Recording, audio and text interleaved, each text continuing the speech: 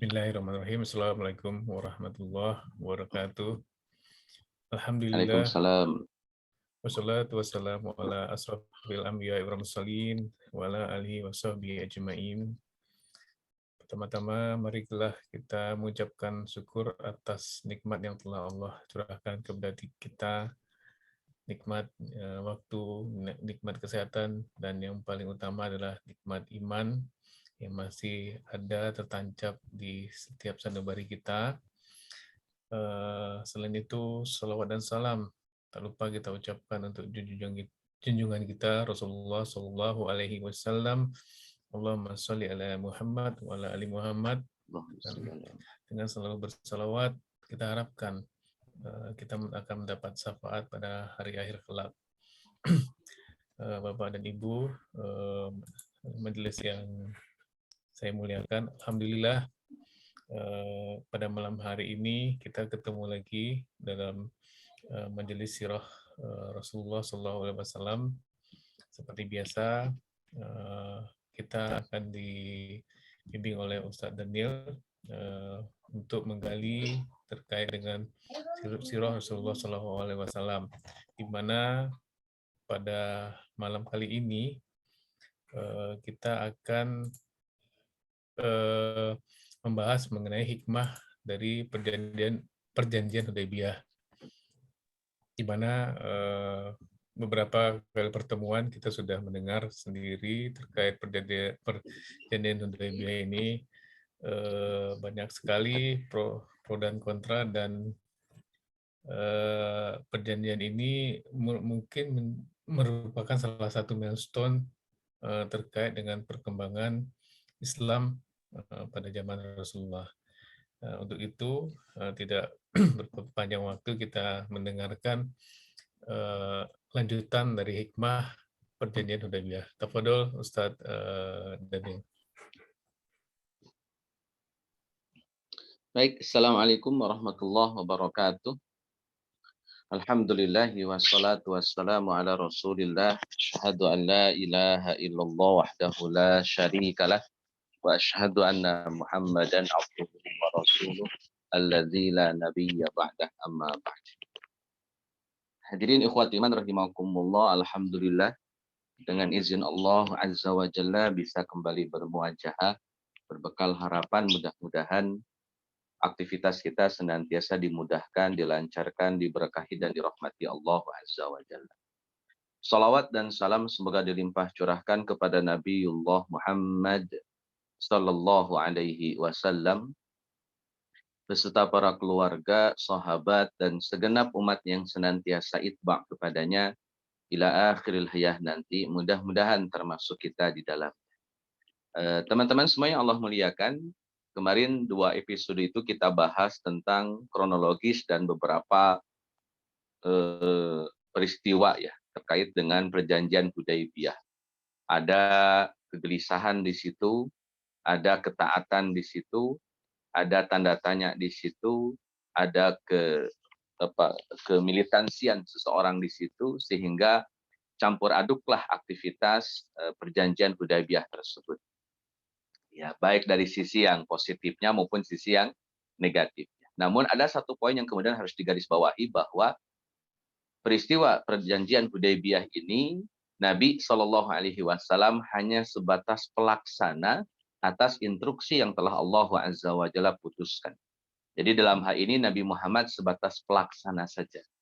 Kalau toh kemudian ada para sahabat yang tanda tanya mempertanyakan, karena memang instruksi ini tidak Nabi Shallallahu Alaihi Wasallam detailkan kepada para sahabat. Jadi ini clue-nya ya, bahwa terkadang instruksi dari Allah Azza wa Jalla tidak mengharuskan dipublish secara detail. Jadi instruksi atau putusan Allah Azza wa Jalla tidak harus kemudian dipublish secara detail. Yang dipublish yang perlu-perlu sajalah. Adapun alasan, hikmah, pelajaran itu tidak Nabi Shallallahu Alaihi Wasallam publish. Kenapa? Itu menjadi bagian cara Allah Azza wa Jalla memilah dan memilih mana yang loyal dan mana yang tidak loyal. Memilah dan memilih mana yang komitmen dengan yang kurang komitmen. Sehingga nanti muncul ke permukaan, tampak ke permukaan orang-orang yang memang terkualifikasi, atau mereka yang belum terkualifikasi atau mungkin tidak terkualifikasi. Akhirnya kan demikian. Jadi kelihatan mana yang asli beras, mana yang gabah gitu kan. Mana yang asli isi dan mana yang kemudian masih terbungkus dengan banyak cangkang.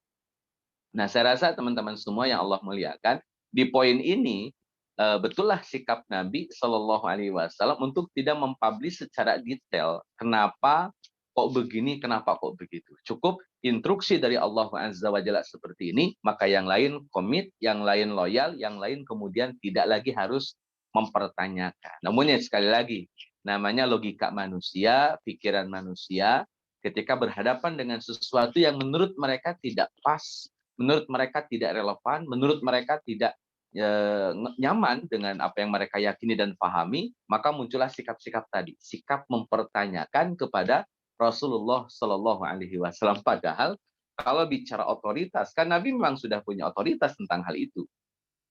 Maka mempertanyakan putusan Nabi sama saja kurang yakin dengan eksistensi dan otoritas Nabi Shallallahu Alaihi Wasallam. Ini kan pelanggaran sebetulnya, ini pelanggaran. Tapi ya dari sinilah kemudian para sahabat belajar tentang bagaimana membangun loyalitas kepada Rasulullah Shallallahu Alaihi Wasallam sampai pada sesuatu yang sifatnya tidak logik, sesuatu yang sifatnya aneh atau mungkin dianggap nyeleneh begitu. Misalkan ya, tidak dianggap nyeleneh bagaimana? Nabi Shallallahu Alaihi Wasallam sudah bawa pasukan 1.400-an ya kurang lebih, dan mereka sudah siap untuk berani mati, katakan demikian, dengan bai'atul ridwannya. Kemudian Nabi memilih mengalah. Padahal celah untuk menang sangat besar. Celah untuk unggul, kemudian bisa melaksanakan ibadah haji sudah sangat terbuka lebar. Tetapi kemudian Nabi memilih untuk mengalah. Ini kan mungkin sebagian orang menganggap, kenapa sih gitu loh. Oh ini sudah sangat terbuka lebar celahnya, kenapa malah Nabi memilih mundur gitu. Padahal ini kesempatan yang sangat jarang dan kesempatan yang luar biasa. Makanya mungkin para sahabat yang masih berpikiran dengan logika tadi akan bertanya-tanya, kok Rasul, kok Rasul, kok Rasul.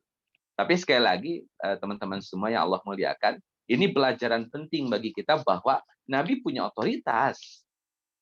Nabi memiliki eksistensi yang harus kemudian mendapatkan perlakuan dari kita dengan kalimat sami'na wa ata'na.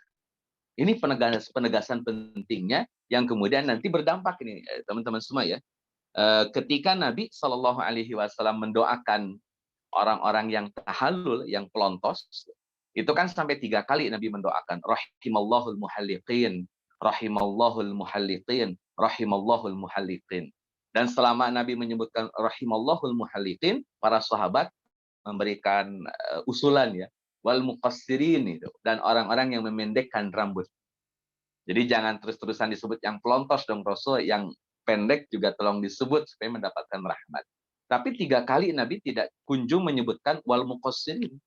Sampai 3 kali menyebutkan muhalikin, baru yang keempatnya wal muqassirin. Itu pun tidak pakai rahimallahu, tapi langsung wal muqassirin.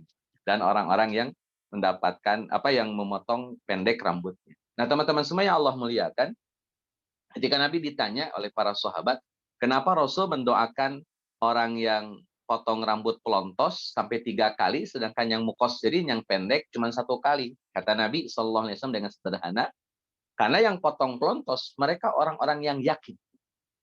Adapun yang dipotongnya pendek, mereka masih ragu-ragu.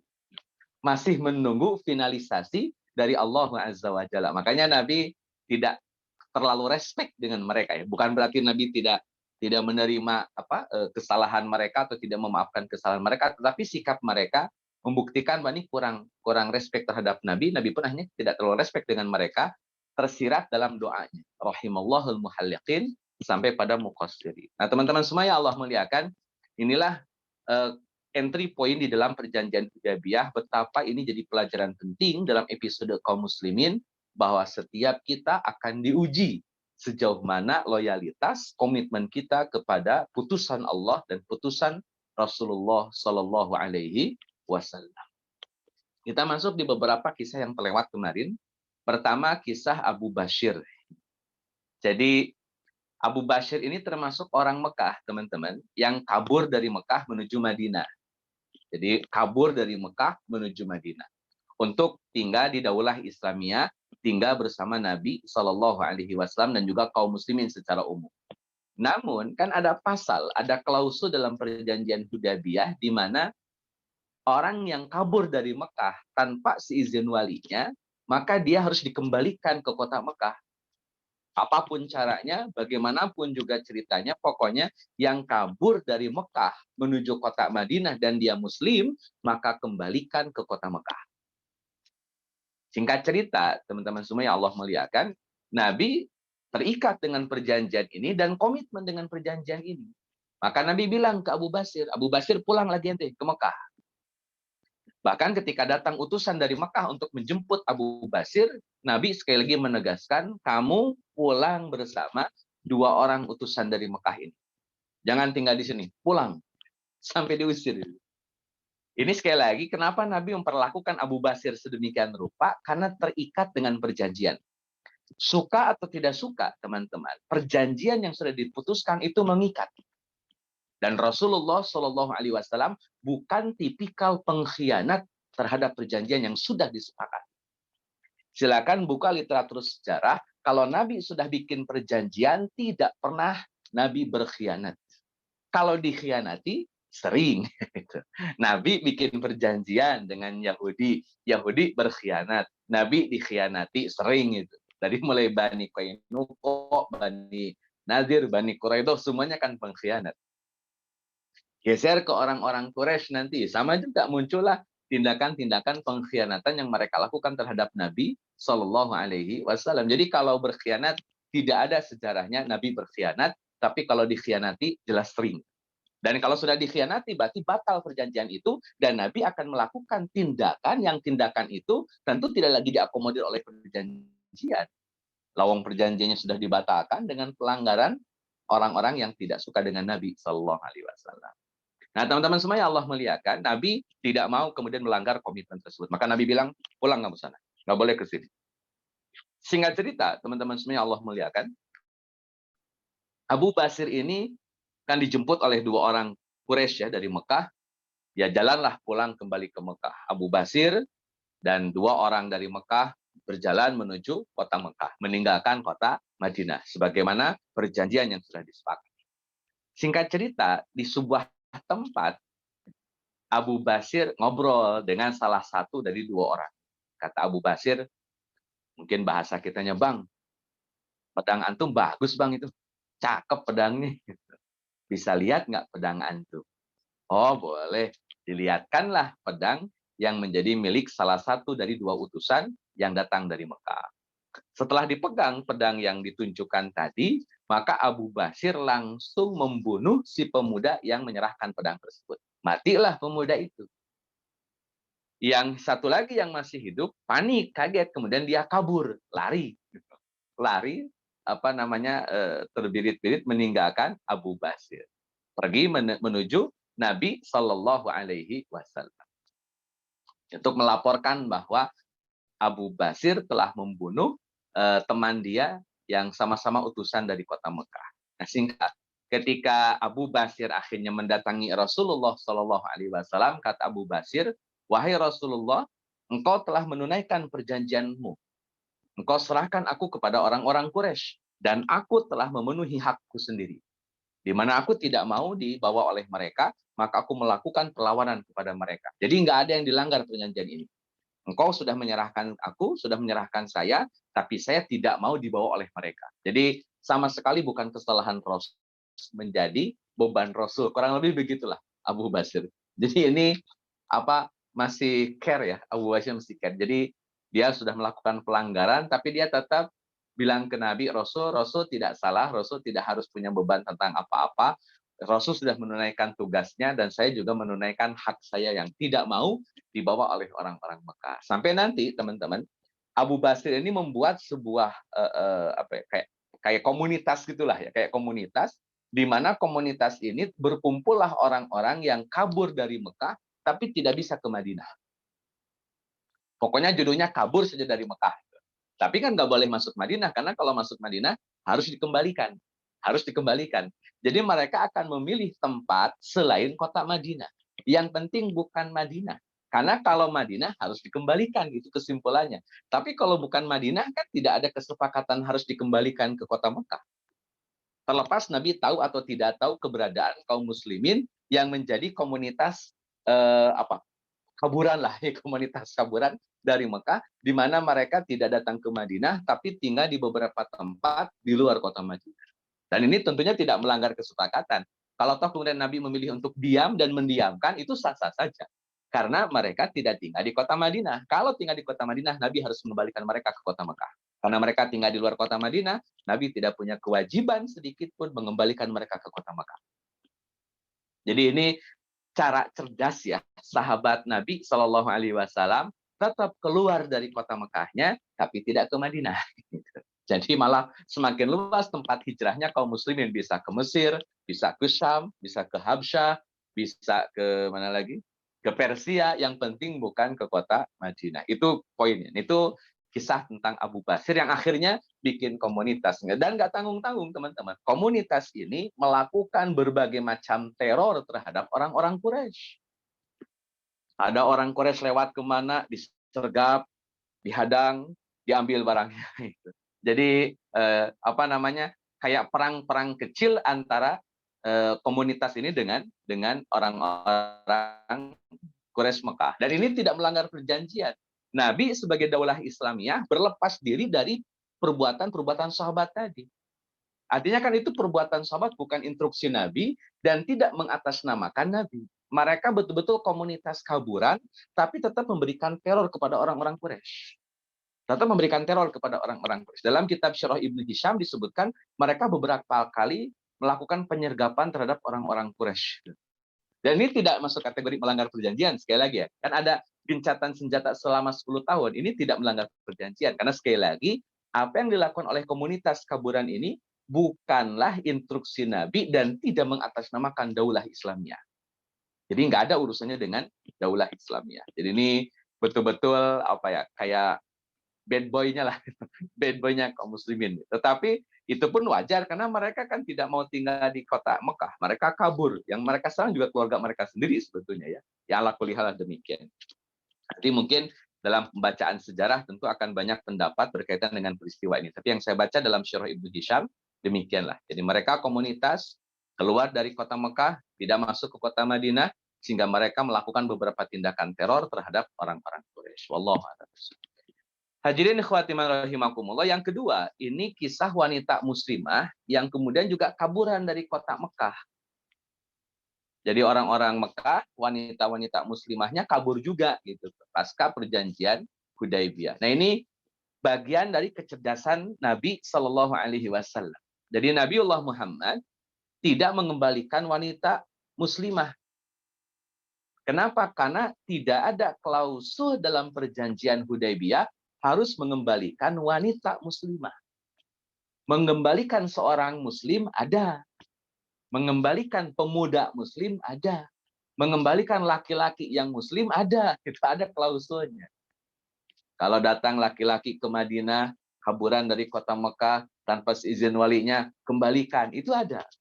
Tapi kalau wanita muslimah, wanita mukminah yang kabur, itu tidak diakomodir oleh klausul hukum perjanjian yang ada. Sehingga Nabi tidak mengembalikan wanita muslimah ke kota Mekah.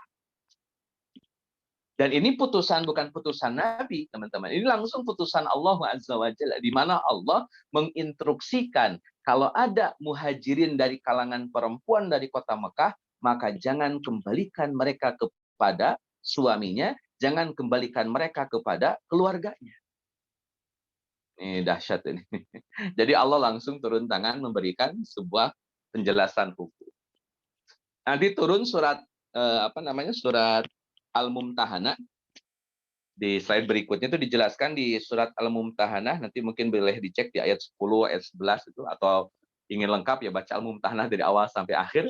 Di situ dijelaskan tentang Nabi Shallallahu Alaihi Wasallam diperintahkan oleh Allah Azza wa Jalla untuk tidak mengembalikan wanita mukminah. Sekaligus teman-teman, sejak saat itu turunnya surat Al-Mumtahanah ayat 10 ini menegaskan bahwa wanita yang kafir atau yang musyrik, ya terutama yang musyrik, maka harus diceraikan.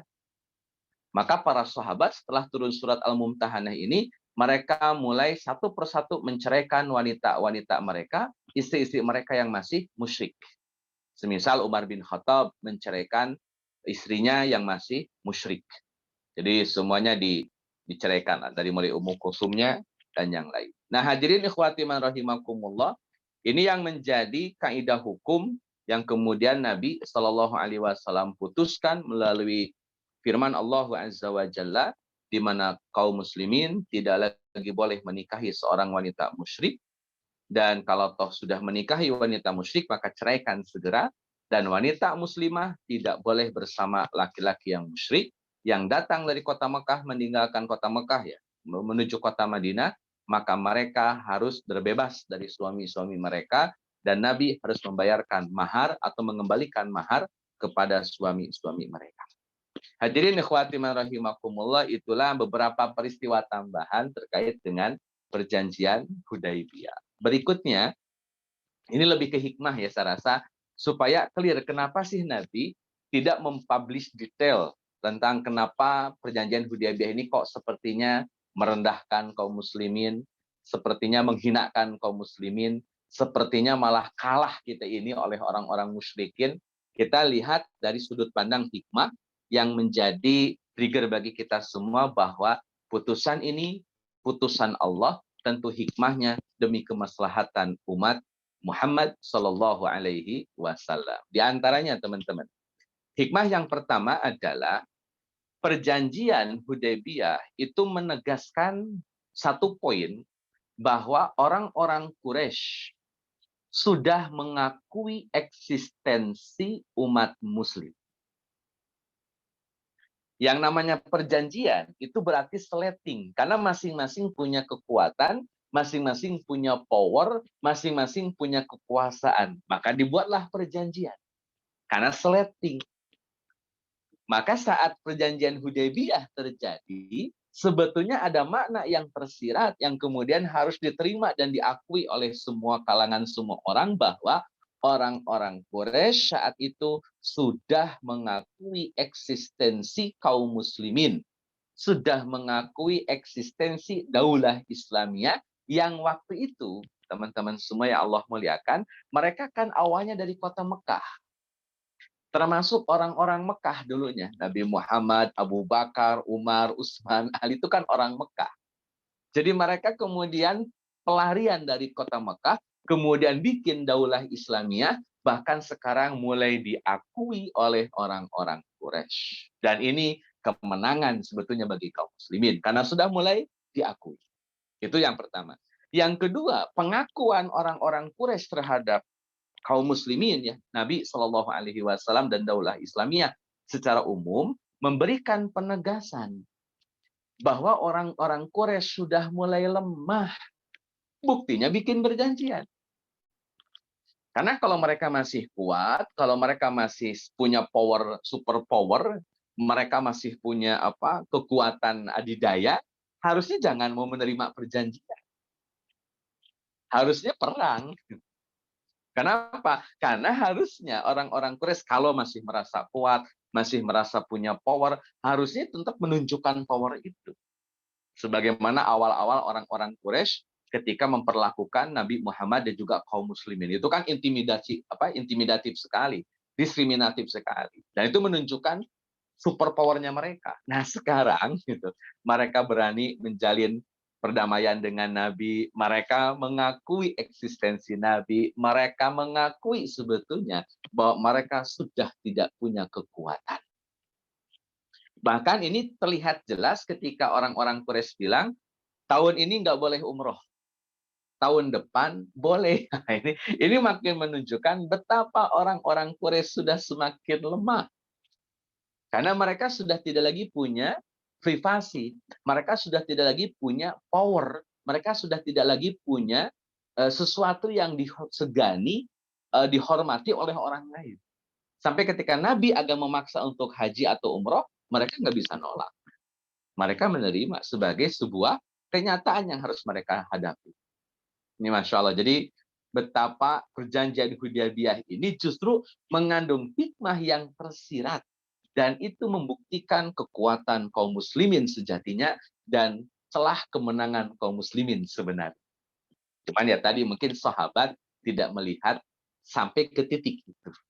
Hadirin ikhwati man rahimakumullah, yang kedua, Nabi Shallallahu Alaihi Wasallam dengan perjanjian Hudaybiyah semakin tahu, semakin paham siapa dengan Nabi, siapakah orang yang pro dengan orang Quraisy. Karena dalam klausul perjanjian tersebut ada putusan. Siapa yang membenarkan Muhammad atau mendukung Muhammad, silahkan, kata orang Quraisy. Dan siapa yang mendukung kami, juga silahkan.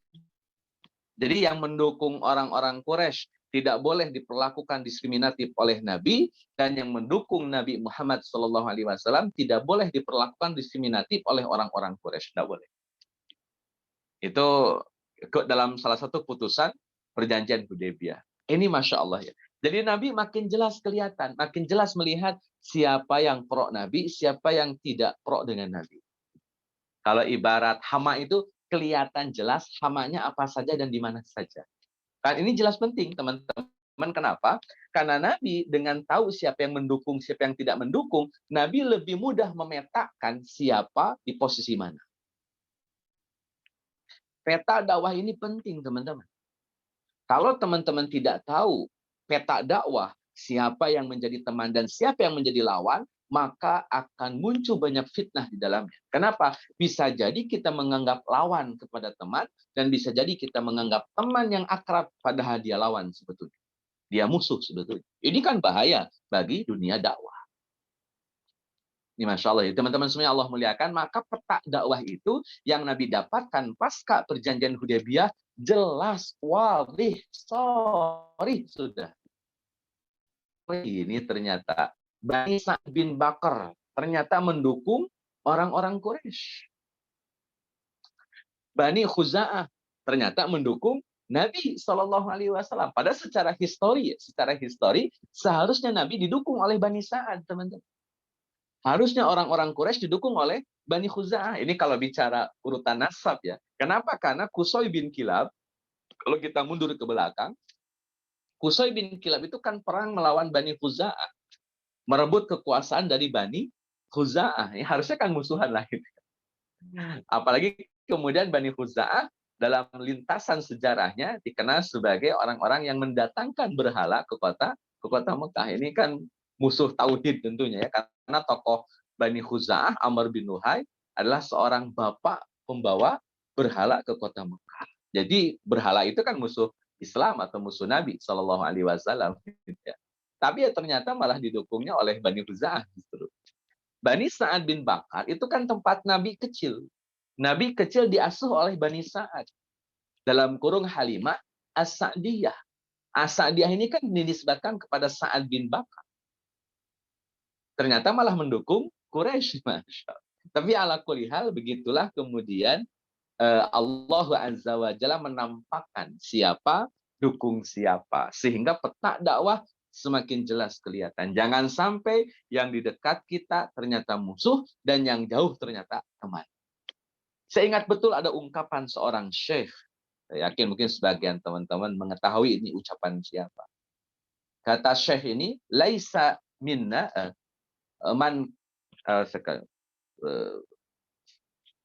laisa minna, saya lupa lagi ya redaksi ini pastinya, cuman al-kamfina laisa minna. Banyak orang yang bersama kami, fina bersama kami, di dalam kami, laisa minna, tapi bukan bagian dari kami. Wakam laisa minna, tapi fina. Gitu. Dan orang-orang yang bisa jadi tidak bersama kami, tetapi komitmennya bersama kami. Banyak orang yang bersama kami, tapi ternyata bukan bersama kami, bukan seperti kami, tidak bagian dari kelompok kami, bukan golongan kami, tapi banyak orang di luar sana yang ternyata golongan kami. Jadi ini memetakan dakwah, sekali lagi itu memetakan dakwah pasca perjanjian Hudaybiyah. Makin kelihatan jelas siapa dukung siapa, warna-warnanya apa. Dan ini jelas merupakan kemenangan besar. Karena dakwah yang sudah mengetahui peta dakwahnya secara detail, secara objektif, maka 90% kemenangan itu sudah hampir dicapai.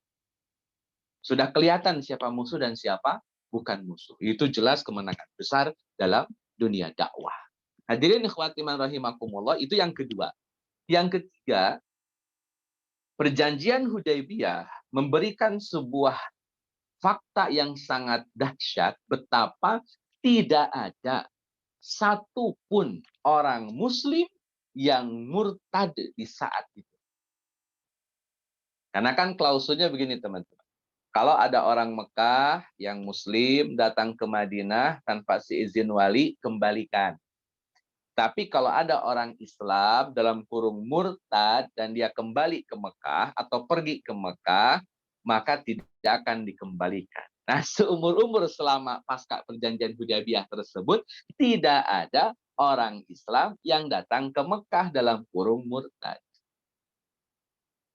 Kalau toh ada pun, kalau toh ada, maka itu sangat menguntungkan bagi Nabi Shallallahu Alaihi Wasallam. Dari mana sisi menguntungkannya? Kok bisa orang pergi ke kota Mekah jadi menguntungkan bagi Nabi dan dia kafir? Jelas sangat menguntungkan teman-teman. Kalau dia ada di kota Madinah, tapi hatinya kafir, keyakinannya berbeda dengan kaum muslimin, tentu itu menjadi duri dalam daging. Menjadi gunting dalam lipatan, menggunting dalam lipatan, musuh dalam selimut. Maka saat mereka pergi ke Mekah, tentu ini semakin mempermudah kaum muslimin untuk memanage semua yang berada di bawah supervisinya kaum muslimin. Jadi lebih mudah manajemennya. Kenapa? Karena tidak ada duri dalam daging, toh sudah pada pergi ke Mekah. Jadi justru dengan dikembalikannya orang Muslim ke sana, ke kota orang Muslim yang dari Mekah dikembalikan, dan ada orang Madinah yang datang ke Mekah tidak akan dikembalikan, sebetulnya mengandung keuntungan yang sangat besar. Nabi, ada orang munafik, ada orang kafir, pergi ke Mekah, makin untung Nabi, hilang sudah dari dalam daging. Dan ternyata dalam lintasan sejarah tidak ada yang kabur ke sana, dalam kurung murtad. Mereka semua komitmen dengan ajaran Islam. Nah, hadirin ikhwati rahimakumullah, termasuk yang dari Mekah datang ke Madinah. Akhirnya mereka punya banyak tempat untuk hijrah. Jadi hijrah tidak harus Madinah. Ada Syam, ada Mesir, ada Habsyah, ada Persia. Akhirnya mereka bisa memilih tempat yang paling cocok bagi mereka selama itu bukan kota Madinah. Jadi itu penjelasan kenapa sih harus ada perjanjian Hudaybiyah. Tentu hikmahnya sangat besar bagi kaum muslimin. Hadirin ikhwati man rahimakumullah. Yang keempat, hikmah yang keempat, Nabi Shallallahu Alaihi Wasallam dengan adanya gencatan senjata selama 10 tahun, Nabi Shallallahu Alaihi Wasallam semakin fokus untuk melebarkan sayap dakwah. Karena Islam itu akan berjalan dengan sangat baik dakwah Islamiyahnya manakala tidak dirongrong. Manakala tidak dirongrong. Ini slide-nya sudah masuk di hikmah. Nah, jadi ketika Nabi Shallallahu Alaihi Wasallam sudah sepakat untuk tidak lagi mengadakan peperangan dengan orang-orang kafir Quraisy, maka itu kesempatan Nabi untuk melebarkan sayap dakwah. Jadi menguntungkan sekali. Dan ini jadi rumusan Bapak Ibu yang Allah muliakan. Rumusannya apa? Islam itu tidak usah dikasih fasilitas, Pak. Islam itu tidak mesti diberikan logistik yang mewah dan banyak. Islam itu cukup tidak dirongrong dan tidak direcokin. Khalas. Segitu aja. Jangan dirongrong di Islam. Jangan direcokin Islam. Dibiarin Islam jalan sendiri. Kenapa? Sudah mampu ngurusin diri sendiri kok. Tapi kalau sudah direcokin, sudah dirongrong, ada susah. Urusannya panjang ini. Nah, panjang. Kemana-mana nanti nggak kelar-kelar semuanya. Padahal Islam sederhana, Pak. Tidak usah dikasih fasilitas. Toh Nabi tidak pernah minta fasilitas dari orang-orang Quraisy. Ditawarin fasilitas, Nabi nolak. Tawarin jadi pemimpin, Nabi nolak. Tawarin harta banyak, Nabi nolak. Ditawarin wanita cantik, Nabi nolak. Ditawarin berobat, Nabi nolak. Itu fasilitas yang ditawarkan. Tapi Nabi tolak. Kenapa? Islam tidak butuh fasilitas dari musuh Islam. Nggak butuh. Atau kemudian Islam membutuhkan logistik yang banyak berlimpah. Enggak. Islam membutuhkan masa. Enggak lah. Islam nggak butuh masa. Toh peperangan Nabi Shallallahu Alaihi Wasallam kalau kita lihat selalu pasukan Nabi lebih sedikit dibanding musuhnya. Itu fakta. Terus yang Islam butuhkan apa? Jangan direcokin. Lagi senang-senang dakwah pakai direcokin, kan bikin ulah gitu namanya. Nah, teman-teman semua yang Allah muliakan, gencatan senjata selama 10 tahun dengan klausul tidak boleh saling bikin ulah lah. Jangan sampai curi informasi, jangan sampai curi rahasia, jangan sampai ngerecokin dari masing-masing pihak. Nabi sepakat, kenapa? Karena dengan tidak direcokin, kalau ngerecokin mereka tentu tidak mungkin Pak Islam ngerecokin orang-orang Quraisy. Islam tidak direcokin itu sudah cukup sebagai modal dakwah. Sudah sangat cukup. Sangat cukup. Tidak usah diatur-atur konten dakwah. Tidak usah dibikin ribet dakwah itu. Yang penting berlandaskan nilai-nilai Quran dan Sunnah, silahkan bicara. Silahkan sampaikan yang benar, walaupun itu menyakitkan. Asal tidak direcokin. Maka Nabi ketika tidak direcokin oleh orang-orang Quraisy, masing-masing mengamankan ya. Orang Quraisy memberikan keamanan bagi daulah Islamiyah, Islam juga memberikan keamanan bagi orang-orang Quraisy, mereka tidak saling ngerecokin. Nabi fokus dakwah pembinaan internal dan sekaligus go internasional. Nabi utus seseorang ke Persia. Nabi utus ke Romawi, Heraklius. Nabi utus utusan ke Mesir, nanti pulang-pulang bawa Maryah Al-Qibtiyah. Ke Syam, semua tempat yang paling mungkin dijangkau oleh utusan Nabi, Nabi kirim utusan ke mereka untuk mendakwahkan Islam, mengajak mereka masuk Islam. Walaupun kisah-kisahnya kan tidak semuanya direspon dengan baik ya. Kayak misalkan Kaisar Romawi Heraklius itu sebenarnya menerima Islam dan beliau mengakui Islam, mengakui kenabian Muhammad Shallallahu Alaihi Wasallam, tapi menteri-menterinya, pejabat-pejabatnya menolak. Akhirnya Heraklius memilih jabatan, memilih kekuasaan daripada masuk Islam. Persia memang agak ngenes nih. Persia surat dari Nabi dirobek-robek, dihancurkan. Ini sampai mengundang emosi dari Nabi Shallallahu Alaihi Wasallam. Kata Nabi, sebagaimana mereka menyobek-nyobek kertas atau surat yang aku berikan, seperti itu pula Allah akan merobek-robek kekuasaan dan kerajaan Persia. Itu terbukti nanti. Ke Mesir, responnya masih bagus. Orang Mesir ya, Firaun, walaupun bukan Firaunnya Nabi Musa ini. Firaun kan istilah yang digunakan untuk raja-raja Mesir. Itu menerima dengan baik, tapi juga menolak. Sebagai bentuk hubungan diplomatik yang baik lah, maka Mesir mengirimkan hadiah berupa wanita bernama Maryah Al-Qibtiyah. Dan seterusnya lah teman-teman semua yang Allah muliakan. Jadi betapa menguntungkannya perjanjian Hudaybiyah bagi eksistensi daulah Islamiyah. Jadi sangat menguntungkan sekali. Makanya kalau para sahabat kemudian belum paham tentang itu ya akhirnya kan dianggap terlalu tergesa-gesa mempertanyakan orang itu. Baik teman-teman semua yang Allah muliakan, selain fokus dengan dakwah, Nabi Shallallahu Alaihi Wasallam juga harus fokus terhadap satu musuh. Dan satu musuh ini memang sudah bikin ulah dari lama, dari dulu ya. Satu musuh ini dikenal dengan Yahudi Khaybar. Ini kisah tentang Yahudi kan cukup panjang ya, yang kemudian Nabi Shallallahu Alaihi Wasallam rekam betul bagaimana perlakuan mereka, tindakan mereka terhadap Nabi. Karena perjanjian damai dengan orang-orang Quraisy sudah terpenuhi, gencatan senjata selama 10 tahun, maka Nabi fokus bagaimana menuntaskan Yahudi Khaybar. Sehingga nanti pasca pulang dari perjanjian Hudaybiyah, Nabi langsung bikin pasukan untuk melakukan penyerangan menuju Khaybar. Nah, itu kisahnya insya Allah di malam hari ini ya. Mudah-mudahan sih dapat semuanya. Hadirin ikhwati rahimakumullah. Sampai kesimpulannya teman-teman semua dijelaskan di dalam slide berikutnya bahwa tidak lebih dari 2 tahun akhirnya, tidak lebih daripada 2 tahun, Nabi Shallallahu Alaihi Wasallam memenangkan kota Mekah, membebaskan kota Mekah. Tidak kurang dari 2 tahun. Perjanjian Hudaybiyah tahun ke-6, tahun ke-7 Nabi umroh, tahun ke-8 Futuh Mekah. Ini insya Allah nih makin cepat selesai jadinya ya. Jadi Futuh Mekah, 2 tahun lagi tuh Futuh Mekah setelah perjanjian Hudaybiyah.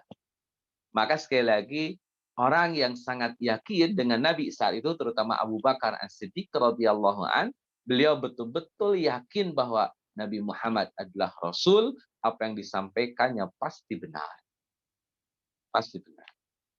Hadirin ikhwati man rahimakumullah, sebagai tambahan poinnya, ada rencana yang telah Allah putuskan, maka tugas Nabi hanya mentaati tanpa sedikit pun ragu terhadap putusan Allah tersebut. Inilah perjanjian Hudaybiyah. Tugas Nabi, dengar, taat, nggak usah banyak nanya. Para sahabat harusnya dengar, taat, tidak usah banyak bertanya. Tapi memang yang namanya manusia, tetap saja ada kekurangan-kekurangannya, sampai akhirnya mereka tidak sabar untuk bertanya kepada Rasulullah Shallallahu Alaihi Wasallam. Di luar itu semua, teman-teman, Nabi termasuk tipikal yang sangat bijaksana, sehingga dalam beberapa ijtihad, Nabi Shallallahu Alaihi Wasallam dalam beberapa hal, Nabi Shallallahu Alaihi Wasallam diizinkan berijtihad oleh Allah. Silakan berijtihad. Ini karena Nabi memang punya kebijaksanaan, punya ilmu yang telah Allah berikan. Nabi diizinkan oleh Allah untuk berijtihad.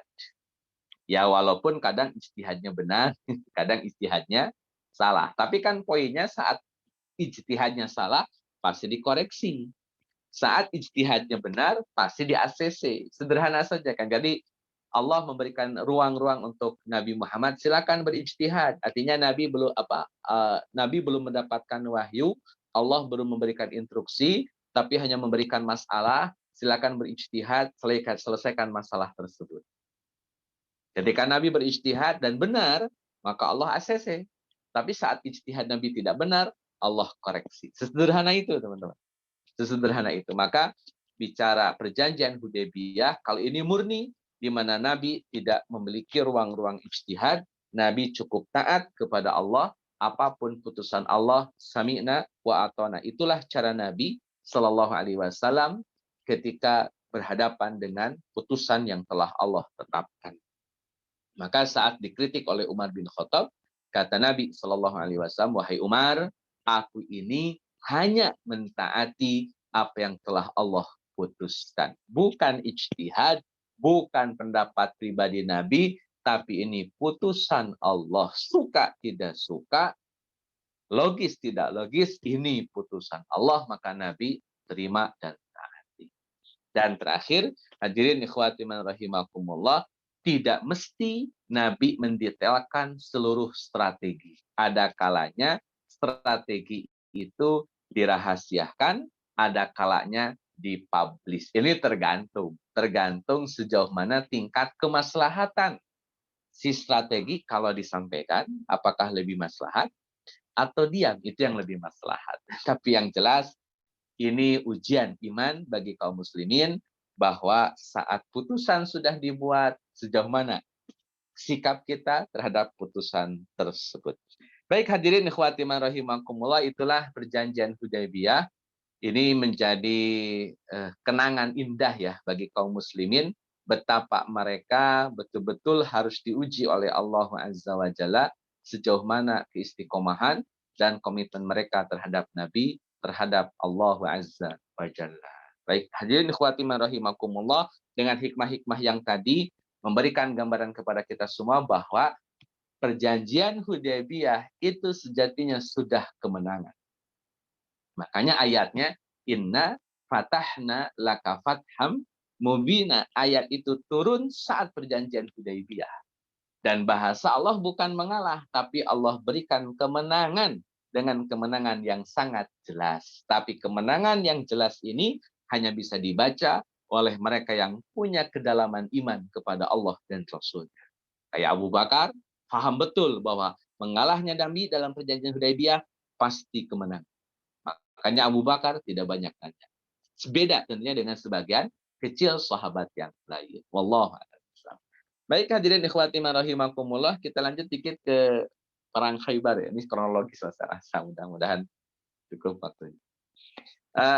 ini beberapa pendapat terkait dengan perjanjian Hudaybiyah, kemudian kaitannya dengan Khaybar. Jadi ini perbedaan dalam menghitung awal Hijriah, ya, teman-teman. Jadi perbedaan hitungan awal Hijriah, sehingga ketika bicara episode yang Nabi alami, itu rata-rata selalu berbeda di tahun atau beda di bulan.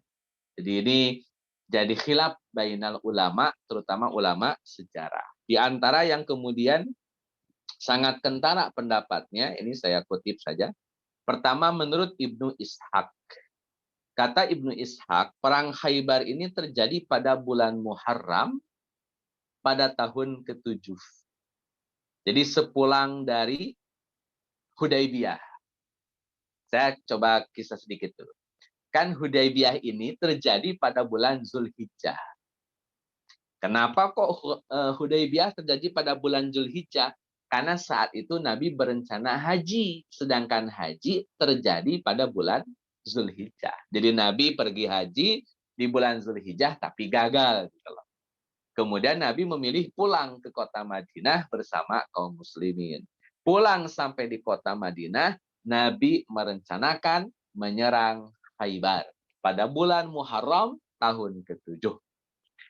Dalam riwayat Al-Waqidi, perang Khaybar terjadi pada bulan Safar atau Rabiul Awal. Ini menurut Al-Waqidi. Tahun ke-7. Jadi Muharram, Safar atau Rabiul Awal. Ibnu Sa'ad. Kata Ibnu Sa'ad, perang Khaybar terjadi pada bulan Jumadil Ula. Makin jauh lagi. Jumadil Ula. Muharram, Safar, Rabiul Awal, Rabiul Akhir, Jumadil Ula. Itu bulan kelima. Jadi makin jauh nih dari Muharram. Imam Az-Zuhri dan Imam Malik, perang Khaybar terjadi pada bulan Muharram, tapi tahunnya tahun ke-6. Kok beda tahunnya saat ini? Tahun ke-7, tahun ke-6 kan beda setahun ini selisihnya. Ini terjadi karena perbedaan menentukan awal Hijriah. Jadi Imam Malik menentukan awal Hijriahnya terlalu belakang. Jadi yang lain sudah menentukan ini awal Hijriah, Imam Malik belum. Nah, setahun kemudian baru ini awal Hijriah. Jadi bedanya setahun. Setahun dalam artian bukan berarti beda pendapat signifikannya, tapi karena beda dalam penentuan Hijriah. Ya wallahu alam lah. Ini kan khilaf bainal ulama sejarah. Dan tidak ada masalah. Ini khilaf yang biasa saja. Ibnu Hajar Al-Asqalani telah merojihkan pendapat Ibnu Ishaq. Jadi penulis kitab Bulughul Maram, penulis kitab Fathul Bari ini menyatakan bahwa di antara sekian pendapat tentang kapan terjadinya perang Khaybar, maka pendapat Ibnu Ishaq yang paling sahih, paling rajih. Itu kata Ibnu Hajar Al-Asqalani. Sekali lagi, perbedaan tahun, perbedaan bulan, di dalam bahkan perbedaan detail peristiwanya. Kadang-kadang sampai perbedaannya pada detail peristiwa, itu biasa saja. Lumrah terjadi pada kalangan ulama sejarah. Jadi tidak harus dipermasalahkan. Allahu a'lam bishawab. Hadirin ikhwati man rahimakumullah, setelah perjanjian Hudaybiyah turun surat Al-Fath, inna fatahna laka fatham mubina. Saat perjanjian Hudaybiyah turunlah surat Al-Fath, inna fatahna laka fatham mubina. Sampai di ayat tersebut, teman-teman semua yang Allah muliakan, ada di ayat ke-20 sampai 21. Di ayat ke-20 sampai 21, di situ dijelaskan bahwa kaum muslimin akan mendapatkan ghanimah yang sangat berlimpah. Saya ingin mencoba memahamkan betapa susahnya mereka menerima apa yang kemudian Nabi sebutkan. Bagi beberapa kalangan yang kurang komit, ya nih beberapa kalangan dalam pasukan Hudaybiyah. Kenapa kok kemudian susah? Satu sisi mereka disebutkan inna fatahna laka fatham mubina, tapi di sisi yang lain mereka harus pulang ke Madinah. Ini terutama yang kurang loyal lah ya, kurang serak begitu terhadap putusan Nabi. Tapi yang yakin masalah selesai, yang yakin tidak jadi masalah. Saat mereka turun ayat fatahna laka fatham mubina tapi suruh pulang ke Madinah, ini kan kontradiksi. Menang kok ngalah, gimana sih? Itu satu. Yang kedua, Nabi akhirnya harus tahalul potong kurban, kembali dengan tangan kosong menuju kota Madinah. Tapi kok di ayat Al-Fat kok nyebut-nyebut gonimah? Gonimah gimana ini? Kok bisa ada kalimat gonimah padahal kami pulang nggak bawa apa-apa? Justru kami mengorbankan hewan-hewan kami. Ada unta, ada kambing. Karena hajinya batal, tapi kan tetap tahalul sama kurbannya harus terlaksana. Jadi kata orang-orang muslim saat itu, gonimah dari mananya? Gitu.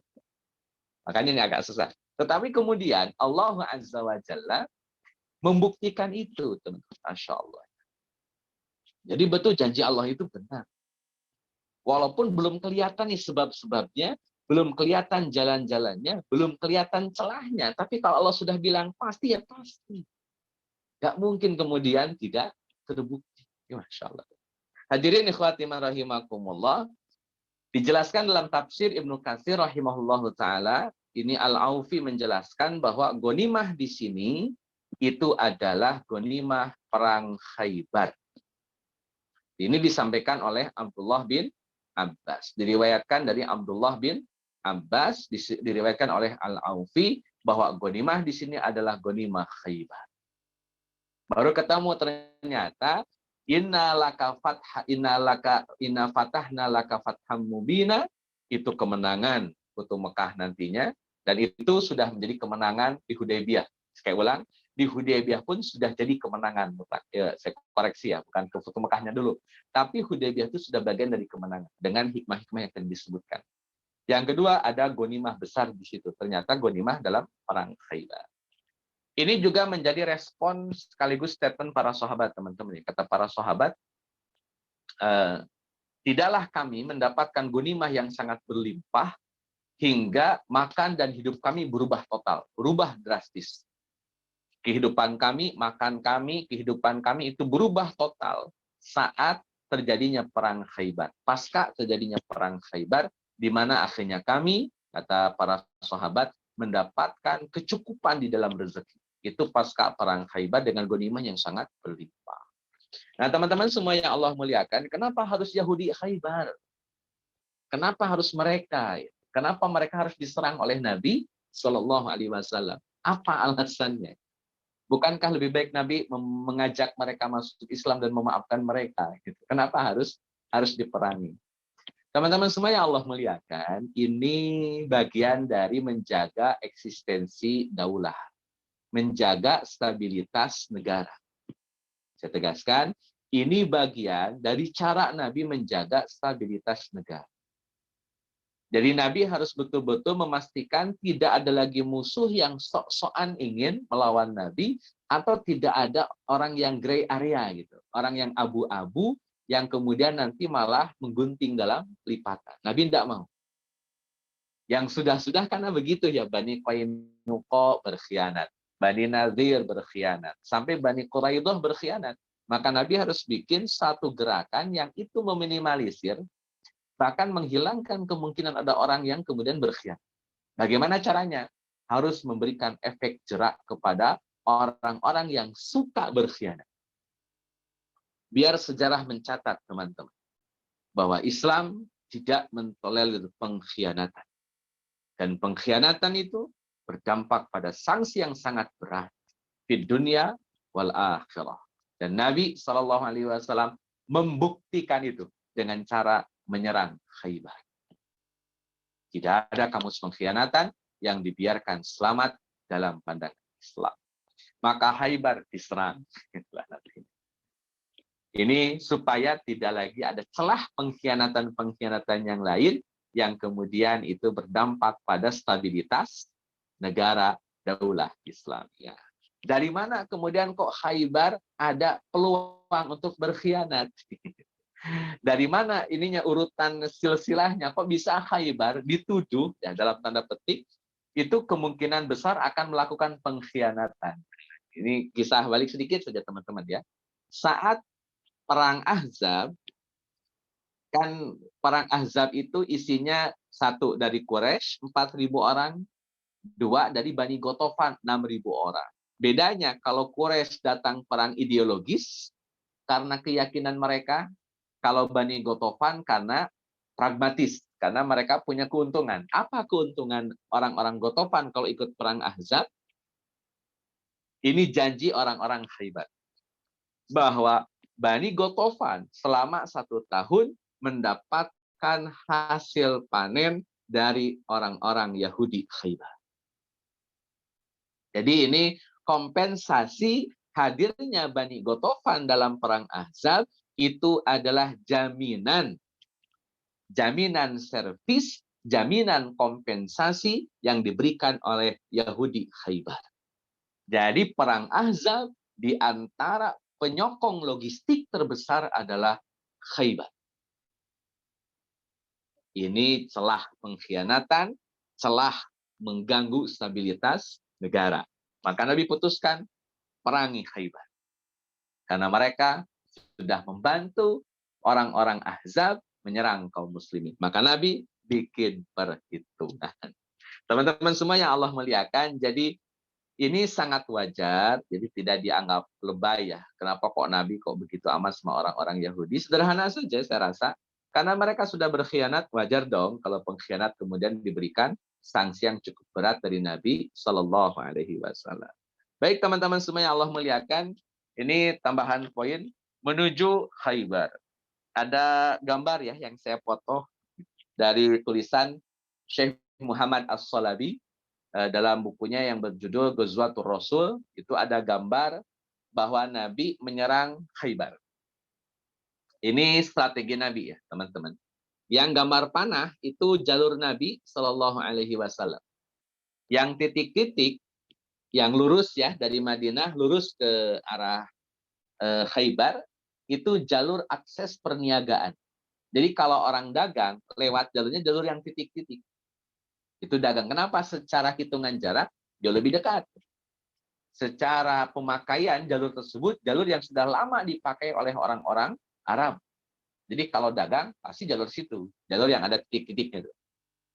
Tapi Nabi Shallallahu Alaihi Wasallam tentu tidak mau jika gerakannya itu diketahui. Nabi tidak mau kemudian gerakannya malah nanti dibatasi dan dihadang. Maka Nabi bikin strategi supaya jalur yang Nabi tempuh bukanlah jalur yang biasa dipakai para pedagang sehingga itu minim terdeteksi oleh orang-orang Yahudi Khaybar. Dan ini penting ya saya jelaskan kenapa, karena kalau musuh mengetahui gerakan kita ya sama juga bohong ya. Kita punya strategi tapi sudah diketahui oleh musuh kan susah gitu. Dan kedatangan kita sudah diprediksi, itu lebih susah lagi. Karena mereka pasti akan bikin persiapan. Sama persis ketika Perang Hunain. Nanti kita bahas Perang Hunain pasca Futuh Mekah. Itu datangnya kaum muslimin, jadi bulan-bulanannya orang-orang suku Hawazin. Kenapa? Karena mereka tahu kapan Nabi datang, mereka lebih datang dulu ke tempat peperangan, sehingga kaum muslimin datang, jadi bulan-bulanan. Ini pentingnya menjaga strategi supaya tidak bocor kemana-mana. Nah teman-teman semua yang Allah muliakan, saat itu kaum muslimin, walaupun pakai jalur yang terpisah ya, dan dalam rangka strategi ya yang Nabi SAW miliki, tambah lagi kaum muslimin terbiasa saat itu ya, di saat berangkat menuju Khaybar, mereka baca zikir teriak-teriak. Ini saya perlu bedakan dulu teman-teman ya, antara sir, jahar, dan teriak itu beda. Kalau sir itu membaca yang orang lain samping kanan samping kiri tidak dengar. Itu sir namanya. Dia baca, tapi kanan kiri ketika sholat, atau sedang duduk lah kanan kiri duduk, itu kanan kiri tidak tahu kalau kita sedang membaca sesuatu. Itu namanya sir. Nah, masuk ke jahar, kalau jahar itu adalah cara baca di mana kanan kiri orang-orang dengar. Ada orang-orang dengar kalau dia sedang baca, itu namanya jahar. Makanya sholat maghrib, sholat isya, sholat subuh itu sholat jahar. Kenapa? Karena ada orang lain yang mendengar bacaan si imam. Beda kalau sholat duhur dan sholat asar. Bacanya sir. Kenapa? Karena tidak ada yang mendengar bacaan imam kecuali imam itu sendiri. Itu sir dan jahar. Nah kalau teriak itu ya teriak. Allahu Akbar, teriak lah pokoknya. Nah, itu baru teriak. Nah, kaum muslimin saat itu bukan menjaharkan takbir tahlil, tapi teriak. Sehingga kata Nabi Shallallahu Alaihi Wasallam, kalian ini sedang berdoa, sedang memuji Zat yang Maha Mendengar. Jangan teriak, biasa saja. Kalau jahar boleh, Pak. Doa dengan jahar itu boleh.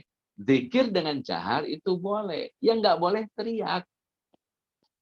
Karena kalau teriak mengganggu kenyamanan orang.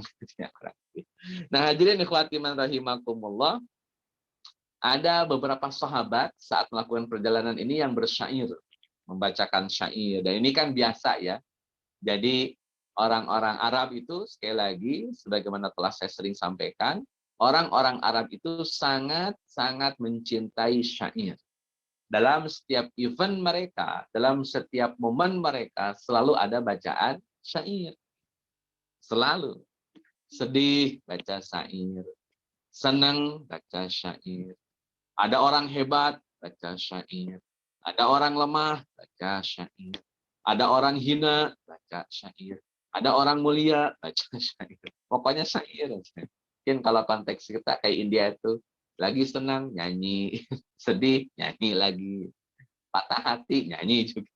Jadi ya syair lah, bersyair. Cuman memang nggak pakai gendang, nggak pakai musik. Nah teman-teman semuanya Allah muliakan, ada beberapa sahabat yang itu sering bersyair. Di antaranya kan Hasan bin Sabit, itu jago syair. Jadi kalau beliau bersyair, itu kata-katanya menggugah dalam dan bikin orang-orang itu terkagum-kagum, berdecak-kagum. Nah, di antara selain Hasan bin Sabit, ada juga yang pandai bersyair namanya Amir bin Aqwa. Nanti beliau syahid di dalam perang Khaybar. Amir bin Aqwa, dia syahidnya. Kata Amir bin Aqwa, dia bersyair, ini pakai bahasa Indonesia saja lah. Kata Amir bin Aqwa, ya Allah, kalau bukan karena engkau, tentu kami tidak akan mendapatkan petunjuk. Kami tidak akan bersedekah dan tidak akan sholat. Berilah ampunan sebagai tebusan untukku atas apa yang telah kami lalaikan. Jadi ampunan itu tebusan bagi Allah Azza wa Jalla, tebusan dari kita untuk Allah Azza wa Jalla atas kelalaian kita sebagai manusia. Teguhkanlah kaki-kaki kami bila bertemu musuh. Berikan ketenangan kepada kami. Sesungguhnya jika diserukan kepada kami, niscaya kami akan datang. Namun dengan seruan itu, mereka yang datang kepada kami. Jadi biasanya kalau diseru, kami datang gitu, untuk perang. Tapi sekarang ketika diseru, mereka yang datang. Dalam kurung, orang-orang Khaybar. Nah hadirin ikhwati rahimakumullah, ini bagian dari syairnya Amir bin Aqwa. Jadi ucapan-ucapan ini bagi saat itu ya, bagi kaum muslimin saat itu menggugah, kemudian mendorong semangat mereka, mendorong motivasi mereka, sampai mereka punya komitmen untuk yuk kita berperang ya, dengan segenap apa yang mereka punya. Hadirin ikhwati rahimakumullah, Nabi Shallallahu Alaihi Wasallam mendengar syair Amir bin Aqwa. Ini lihat, syair ini pun oleh Nabi diberikan sebuah apresiasi. Jadi Nabi nggak benci syair. Syair itu boleh. Tidak ada yang melarang bersyair. Padahal Quran ada. Kan kita nggak bilang begini, bagus mana Quran dengan syair? Ya nggak usah dibandingkan dong. Karena tidak apple to apple. Nggak usah dibanding-bandingkan. Karena memang bukan untuk dibandingkan. Syair itu ucapan manusia yang indah. Kalau kitab suci dalam kulung Al-Quran, firman Allah yang mengandung hidayah, itu penekanannya. Nggak usah dibandingkan. Dan nggak usah dibenturkan. Orang dengar syair ya silahkan dia dengar syair. Orang dengar Quran ya silahkan dengar Quran. Toh Nabi Shallallahu Alaihi Wasallam memuji orang yang membaca syair. Ini kalau Nabi kayak netizen sekarang, mendingan ngaji, jangan baca syair. Ini kayaknya begitu tuh nantinya. Masih banyak surat dalam Al-Quran. Kenapa nggak dibaca daripada bersyair? Padahal Nabi pun di antara orang yang mengapresiasi orang baca syair. Sampai kata Nabi Shallallahu Alaihi Wasallam, semoga Allah merahmatinya. Didoain sama Nabi, teman-teman. Masya Allah. Bukti bahwa Nabi Shallallahu Alaihi Wasallam mengapresiasi syair. Mengapresiasi syair. Ini jangan dibenturkan. Selama isi syairnya betul-betul sesuai dan selaras dengan nilai-nilai Islami. Ya kalau isi syairnya mengandung syahwat, isi syairnya mengandung hujatan, isi syairnya mengandung ketidakmaslahatan, tentu Nabi tidak respect. Ini kan bicaranya mengandung sesuatu yang baik. Jadi jangan dibenturkan dengan Quran, karena juga jangan dibandingkan dengan Quran. Tidak apple to apple. Itu kata Nabi SAW, semoga Allah merahmatinya. Kata Umar bin Khattab, Pak, mengomentari apa yang dilakukan oleh Amir bin Aqwa, atau mengomentari syairnya Amir bin Aqwa. Kata Umar bin Khattab, sudah semestinya Rasul. Jadi nggak usah didoain juga oleh Rasul. Itu memang sudah semestinya kita bersyair demikian. Karena memang demikian adanya. Memang demikian adanya. Nah, hadirin ikhwatin rahimakumullah, itu diantara penjelasan dalam salah satu episode perjalanan Nabi Shallallahu Alaihi Wasallam menuju Khaybar. Berikutnya, teman-teman, ini selesai penutup ya. Nanti dilanjut mungkin di pertemuan berikutnya. Ini saya terakhir. Nabi Shallallahu Alaihi Wasallam istirahat di sebuah tempat namanya Sohbah. Ini dalam penjelasan Syekh Muhammad As-Salabi, itu daerah di dekat Khaybar, tepatnya di kawasan paling bawah Khaybar. Wallahu a'lam. Nabi SAW sholat asar di situ. Kemudian habis sholat asar, Nabi makan. Nah, ini berarti ada sunnah nih, habis sholat asar makan. Tapi dalam perjalanan ya di sini. Nabi akhirnya memanggil sahabat, kita punya apa? Kata Nabi. Ya, adanya gandum Rasul. Kata Nabi, bikin bubur dari gandum. Maka dibuatlah bubur dari gandum, dan itu menjadi makanan sore Nabi dengan para sahabat. Makan sore sebelum maghrib. Sampai akhirnya Nabi makan, bercengkrama, ngatur strategi, dan segala macamnya, pesan-pesan penting dari Nabi untuk para sahabat, sampai datanglah waktu maghrib. Teman-teman semua yang Allah muliakan, saat Nabi sholat maghrib, Nabi tidak wudhu lagi. Jadi habis asar, Nabi makan gandum, habis makan gandum, aktivitas sampai pada datang maghrib, Nabi tidak wudhu lagi, Nabi langsung sholat maghrib. Ini kalau mau dibaca dari sisi pendekatan fikih, berarti makan tidak membatalkan wudhu. Kecuali makan daging onta. Kalau makan daging onta harus wudhu lagi. Allah. Nah, jadi ikhwati rahimakumullah, kemudian Nabi mengutus Abbad bin Bishr. Karena Khaybar sudah semakin dekat, Nabi saat itu sudah makan, sudah sholat maghrib, maka Nabi SAW ingin mengumpulkan banyak informasi tentang pasukan Khaybar, tentang seluk-beluk benteng Khaybar. Karena terkenal, teman-teman, benteng Khaybar ini adalah benteng yang paling kokoh, terkenal. Jadi Nabi harus punya banyak data nih tentang apa dan siapa yang akan Nabi hadapi. Maka Nabi ngutus seorang sahabat namanya Abbad bin Bishr untuk memastikan seperti apa, bagaimana persiapan Yahudi Khaybar. Nah, hadirin ikhwati man rahimakumullah, nanti Abbad bin Bishr akan ketemu dengan salah satu mata-mata dari orang Yahudi, salah satu pemuda dari Bani Ashja. Jadi ini pertemuan dua intelijen, pertemuan dua spionase, pertemuan dua mata-mata. Nanti apa yang mereka bahas, apa informasi yang bisa didapatkan dari mereka, kemudian siapa yang unggul kemampuannya di dalam intelijen. Kita bahas mungkin di pertemuan berikut. Allah a'lam. Kembali kepada Rizky, silakan.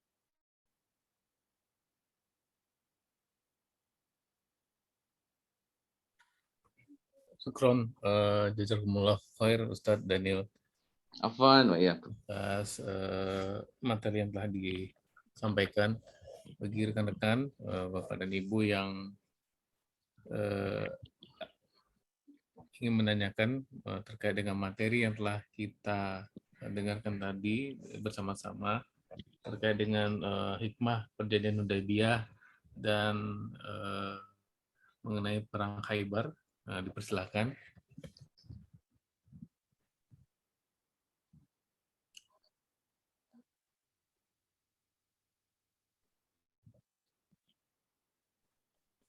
Anda sedikit ingin bertanya nih Ustadz, Boleh. dengan Silakan. hikmah Hudaybiyah terkait poin 2, Anda belum terlalu mengerti mengenai apa namanya tadi, dengan ada perjanjian ini pengakuan kesejajaran itu Ustadz. Ya. Mungkin lebih dalam lagi maksudnya itu seperti apa Ustadz ya? Ya. Pertama kan di saat orang-orang Quraisy ya mensikapi Nabi Muhammad dan kaum muslimin itu kan dianggap pelarian. Orang-orang yang terusir, orang-orang yang lemah, orang-orang yang hina. Jangankan sleting difahaminya ya. Bahkan mereka menganggap kan Nabi itu didukung hanya oleh orang-orang duafa di kalangan orang-orang Mekah. Jadi tidak dipandang sebelah mata sekalipun. Itu Nabi, kaum muslimin yang hijrah ke kota Madinah. Jadi sampai terusir ya. Pokoknya 13 tahun di kota Mekah itu betul-betul apa yang diperlakukan oleh orang-orang Quraisy terhadap kaum muslimin itu di bawah standar nilai-nilai kemanusiaan. Kasarnya gini lah, tidak dianggap manusia gitu oleh orang-orang Quraisy yang namanya kaum muslimin. Termasuk ya Nabi Shallallahu Alaihi Wasallam. Kalau bukan karena Bani Hashim, Bani Muthalib, Nabi sudah jadi bulan-bulanan sejak awal. Kalau bukan karena Abu Thalib, itu Nabi sudah habis dari awal kan begitu. Itu kan kelakuannya orang-orang Quraisy. Sama sekali tidak memandang penting, memandang sebelah mata orang-orang Muslim saat itu. Seiring berjalannya waktu, kaum muslimin terusir ke kota Madinah, itu terjadi peperangan di mana orang-orang Quraisy ingin menunjukkan super power-nya. Orang-orang Quraisy ingin menunjukkan bahwa kami ini orang-orang terhormat. Kalian orang-orang yang terusir, maka kami perangi kalian. Kami perangi kalian. Yang namanya perang itu karena yang satu merasa punya otoritas, punya kemampuan, punya kekuasaan, punya kekuatan. Maka diperangilah kaum muslimin. Tapi seiring berjalannya waktu, perang demi perang, loh kok orang-orang Quraisy yang kalah terus. Terutama perang Badar ini menjadi titik tolak insecure-nya orang-orang Quraisy lah begitu. Jadi akhirnya orang-orang Quraisy terpukul betul dengan peristiwa perang Badar, bahwa seluruh jazirah Arab setidaknya tahu bahwa orang-orang Quraisy dengan pasukan yang sangat besar kalah telak oleh orang-orang muslim. Dulu yang mereka usir, dulu mereka hina, dulu mereka perlakuan secara diskriminatif, tapi sekarang mereka menang melawan orang yang dulu menghina, mengusir, dan melakukan tindakan diskriminatif. Sekarang menang. Gitu. Ini kan pukulan yang menohok bagi orang-orang Quraisy. Sampai dendam mereka terhadap kekalahan tersebut kan sampai ada di Perang Uhud. Perang Uhud itu kan hitung-hitungannya balas dendam orang-orang Quraisy terhadap kaum muslimin. Jadi peperangan demi peperangan masih memposisikan Quraisy di atas, Muslim di bawah. Walaupun pertarungan demi pertarungan yang terjadi itu menunjukkan Muslim di atas, Quraisy di bawah. Sampai akhirnya orang-orang Quraisy menyadari bahwa kekuatannya semakin lemah. Kekuasaannya semakin terbatas. Kekuatannya semakin hilang. Saat kondisi terpuruk seperti itu, tidak lagi bisa perang. Tidak lagi bisa perang. Maka saat Nabi Muhammad SAW datang ke kota, mau datang ke kota Mekah, mau datang ke kota Mekah, baru di Hudaybiyah, itu kan beberapa kali utusan Mekah bolak-balik menghampiri Nabi. Utusan Mekah bolak-balik ketemu dengan Nabi. Untuk apa? Hanya memastikan, ini mau perang atau mau ngapain? Sampai harus berulang-ulang diajak ngobrol, ini perang ya? Kata Nabi, bukan, saya mau haji, bukan mau perang. Kalau punya kekuatan, Bapak Ibu Allah muliakan, itu nggak usah nanya, sikat-sikat aja kaum muslimin, selesai. Pakai bom selesai gitu loh. Enggak, mereka karena memang tidak punya kekuatan lagi, maka mereka datang, ini mau perang. Atau gimana gitu. Jadi dari mulai perang Badar, perang Uhud, puncaknya perang Ahzab itu dengan kekuatan 10.000 masih gagal total. Makanya orang-orang Quraisy kayaknya udah nggak punya kekuatan. Nggak banyak kekuatan. Tokoh-tokoh kita yang hebat-hebat, Abu Jahal, Umayyah bin Khalaf, Walid bin Mughirah, udah pada nggak ada semua. Ini kita ini betul-betul sudah sangat kehilangan kekuatan berhadapan dengan kaum muslimin. Nah, di titik itulah pengakuan mereka sudah tidak punya kekuatan, mereka sudah mengakui itu sebenarnya. Mereka nggak punya kekuatan. Sama sekali nggak punya kekuatan. Maka akhirnya mereka melakukan perdamaian. Dengan adanya perjanjian Hudaybiyah. Kalau kita cek misalkan peperangan antara Ali dengan Muawiyah. Saat Muawiyah terpuruk, siapa yang minta perdamaian? Siapa yang minta tahkim? Kan Muawiyah. Walaupun pada akhirnya kan Muawiyah yang unggul lah dalam tahkim Domato Jandal. Tetapi ada kebiasaan, kalau orang sudah kalah, maka solusinya ya berdamai. Berdamai. Nah, orang-orang Quraisy ketika mereka tidak punya kekuatan, tidak punya kekuasaan, mereka mengalah, mereka melakukan perdamaian, mengajukan perdamaian. Kan utusannya Suhail bin Amr kan begitu, kata orang-orang Quraisy, Suhail kamu pergi kepada Muhammad, ajak dia berdamai. Ini kan karena sudah nggak punya kekuatan, Mas. Ditambah lagi, saking lemahnya orang-orang Quraisy, itu tidak bisa menolak keinginan Nabi. Nabi dan para sahabat pengen haji. Orang Quraisy menolak, jangan haji sekarang, tahun depan boleh. Pertanyaannya, kenapa tidak boleh sekarang? Karena orang Quraisy malu mengakui kelemahannya, malu mengakui ketidakmampuannya melawan orang-orang Muslim. Ada marwah yang harus mereka jaga. Maka mereka tolak tahun ini. Tapi tahun depan boleh. Izin tahun depan boleh, kan menunjukkan semakin lemahnya orang-orang Quraisy.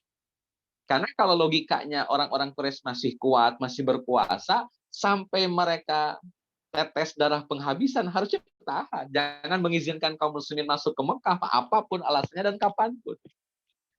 Buktinya mereka sudah tidak punya kekuatan itu, Pak. Kata orang Quraisy, udahlah boleh masuk ke Mekah, tapi jangan sekarang ya, gak enak nih Maya orang-orang Arab yang lain. Masa semakin terpuruk betul nih orang-orang Quraisy, tahun depan bolehlah, tahun depan ya datang damai. Kan itu ada putusannya, harus bawa apa?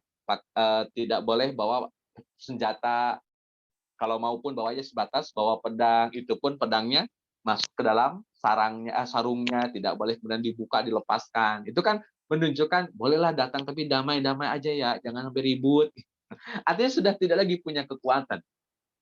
Sudah tidak lagi punya kekuatan. Ini yang menjadi poin dasarnya, orang Quraisy sudah tidak punya kekuatan saat perjanjian Hudaybiyah. Sampai akhirnya yang tadinya mereka usir, yang tadinya mereka perlakukan secara diskriminatif, yang tadinya mereka hina, celak, yang tadinya mereka betul-betul perlakukan dengan sangat tidak manusiawi, akhirnya yuk kita damai.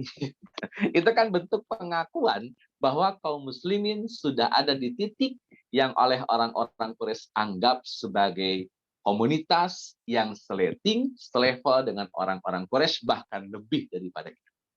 Ini yang kemudian kalau dibaca secara sederhana, mungkin bahasa gini, kalau jadi Umar, Rasul, kenapa sih kita mengalah kepada orang-orang Quraisy? Kenapa kita menyepakati perjanjian-perjanjian ini? Kenapa sih gitu?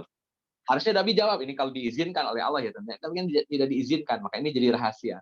Kata Nabi, Umar, dia ngajak perjanjian sama kita, itu bukti kita udah menang. Mereka mengajak bikin perjanjian dengan kita, itu bukti bahwa kita sudah menang. Tenang aja Umar. Ini tahapan menuju kemenangan. Nah, itu. Cuman kan Nabi tidak bilang begitu, kata Nabi, tidak mungkin aku menolak perintah Allah dan tidak mungkin aku tidak mentaati perintah Allah. Aku berkhianat atau bermaksiat kepada Allah. Itu penjelasan Nabi. Jadi ini yang saya maksudkan di poin pertama, hikmahnya adalah orang-orang Quraisy sudah mengakui bahwa kaum muslimin memiliki eksistensi, memiliki kekuatan, memiliki kekuasaan. Dan di waktu yang sama, orang-orang Quraisy mengakui mereka tidak lagi punya kekuatan. Maka nanti Futuh Mekah itu begitu mudah dilakukan oleh Nabi. Kenapa? Karena Futuh Mekah, Nabi sedang mendatangi orang-orang Mekah yang sudah tidak punya kekuatan, mereka sudah sangat insecure dengan apa yang mereka punya. Abu Sufyan dan siapapun itu tidak lagi punya kekuatan. Futuh Mekah tanpa ada pertumpahan darah sedikit pun. Allah nantinya begitu ya. Allah. Syukran Ustaz, sudah clear ya Ustaz ya. Memang apa namanya, jelas sekali superioritas yang harusnya ada di kaum Quraisy ternyata kalah dengan Rasulullah dengan beberapa perperangan yang ya mungkin seperti itu ya, jadi udah frustasi Ya. juga mungkin Quraisy Ya. untuk Jadi ini melawan. sudah menang sebelum Futuh Mekah sebetulnya. Tapi menariknya gini Ustaz, kalau di sistem pemerintahan Quraisy sendiri, pemerintahan tertingginya siapa Ustaz ya pada saat zaman era-era Abu Sufyan. Abu Sufyan? Abu Sufyan kan sudah tidak punya kekuatan lagi. Sudah habis. Iya. Itu frustasi Sampai juga. kan nanti kalau kita geser nanti ke Futuh Mekah, Abu Sufyan itu sudah gelisah ketika mau Futuh Mekah. Sampai kan ngelobi Abbas bin Abdul Muthalib. Nanti ada cerita bagaimana Abu Sufyan ngelobi Abbas supaya dia dibantu oleh Abbas bin Abdul Muthalib supaya dipertemukan dengan Nabi supaya aman gitu. Nanti ada penjelasan. Jadi memang sudah nggak punya kekuatan. Ini kalau Nabi, jadi pilihannya kayak seperti Nabi kenapa tidak bunuh Abu Lahab, tidak bunuh Abdullah bin Ubay bin Salul. Yeah. Jadi ada yang ditahan oleh Nabi demi sebuah cara pandang yang nanti itu menjadi cara pandang positif, stigma positif bagi kaum muslimin. Kalau Nabi mau perang, sebetulnya bisa. Yang 1.400 itu sudah siap mati ketika mendengar Utsman bin Affan terbunuh dengan Bai'atul Ridwan. Itu sudah siap perang. Dan kemungkinan besar akan menang kalau perang. Tapi Nabi menahan itu, menunda kemenangan yang sesaat, yang berdampak tidak bagus nantinya, demi kemenangan yang dahsyat, yakni Futuh Mekah. Jadi seorang pemimpin betul-betul harus paham kapan menyerang, kapan mengalah, kapan diam, kapan menyerang gitu. Itu semuanya menjadi karakter yang harus dimiliki oleh para pemimpin. Nah, Nabi sedang memainkan peran itu. Cuman memang beberapa sahabat tidak sabaran, itu aja problemnya. Makanya ada yang bertanya-tanya, kenapa. Saya rasa situ ya kurang lebih. Allah. Ya, tapi sedikit juga nih terkait dengan perjanjian ini, artinya rombongan Rasulullah tidak jadi ke Mekah dan balik lagi ke Madinah ya Ustaz ya? Ya, betul. Ya. Pulang lagi ke Madinah. Jadi nggak lanjut. Ya. Itu yang bikin para sahabat kesel kan. Iya. Tanpa harus pulang. Ya, tapi dengan kesetiaan dengan Rasulullah mereka taat dengan Ya, betul. Kalau nggak pakai iman nggak bisa itu. iya, udah jauh-jauh apalagi zaman dulu ya Ustaz ya, nggak kayak pakai mobil Iya. balik gitu. Sudah pakai baju ihram, ya. Sudah pakai baju ihram, bawa kurban, sudah cerita bahwa kita akan haji, loh kok nggak jadi gitu. Sampai akhirnya ada dialog di akhir ketika Nabi ditanya, Rasul bermimpi akan haji kan? Iya, kata Nabi Sallallahu Alaihi Wasallam. Terus kenapa tidak haji? Kenapa kita malah pulang? Dijawab sama Nabi, saya bilang tahun sekarang hajinya. Ya enggak, ya udah. Kan saya nggak bilang hajinya sekarang, saya bilang kita akan haji. Tapi waktunya kapan? Saya nggak nyebutin. Nah, itu pentingnya memahami betul sabda Nabi Shallallahu Alaihi Wasallam supaya tidak salah persepsi. Nabi itu cuma cerita, saya mimpi tawaf di Mekah, tawaf di samping Ka'bah. Itu mimpi Nabi diceritakan kepada para sahabat. Rencananya dimulai tahun ke-6 untuk melaksanakan ibadah haji. Gitu. Jadi sebatas mimpi haji, tidak menyebutkan tahun berapanya. Maka ketika di akhir, ketika pulang, para sahabat kan masih bertanya, Rasul mimpi haji kan? Mimpi, kata Nabi. Kan kalau mimpi bagi para nabi kan wahyu. Terus kenapa tidak haji? Nabi nanya, emang saya sebutin harus sekarang? Ya enggak, ya sudah. Gitu. Wong saya nggak bilang sekarang atau besok atau lusa, jadi ya hajinya pasti. Tapi bicara kapan, terserah nantilah. Terserah Allah nanti yang nentuin waktunya. Akhirnya kan tahun depan baru haji.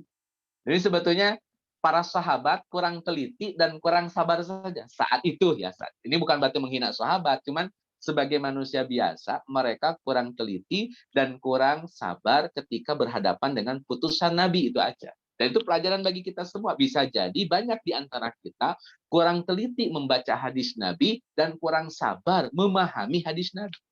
Allah. Syukran Ustaz atas penjelasannya. Mungkin karena sudah larut malam juga Ustaz, Oh iya, siap. materinya juga cukup jelas dan cukup banyak, dan kita simpan juga nih Ustaz materinya untuk pertemuan di pekan depan. Baik, insya Allah. Bapak dan Ibu sekalian, jazakumullah khair atas partisipasinya yang selalu istiqomah untuk selalu ikut dalam kajian setiap Ahad malam ini. Semoga Allah membalas pahala yang cukup besar kepada Bapak dan Ibu atas ikhtiarnya untuk selalu mendengarkan sirah Rasulullah SAW, dan tentunya kita akan dapat mengambil hal yang baik terkait dengan sirah yang telah dilakukan oleh Rasulullah SAW. Sebelum kita tutup majelis ini, kita memanjatkan doa kafaratul majelis. Subhanakallahumma wa bihamdika asyhadu an la ilaha illa anta astaghfiruka wa atubu ilaik. Syukron jazakumullahu khair Ustaz Daniel atas waktu dan Sami-sami. materi yang telah Jazakallah khair. disampaikan. Fan Dan wa ya. Bapak sekalian, mohon maaf jika ada kesalahan dari Ana sebagai moderator pada malam ini.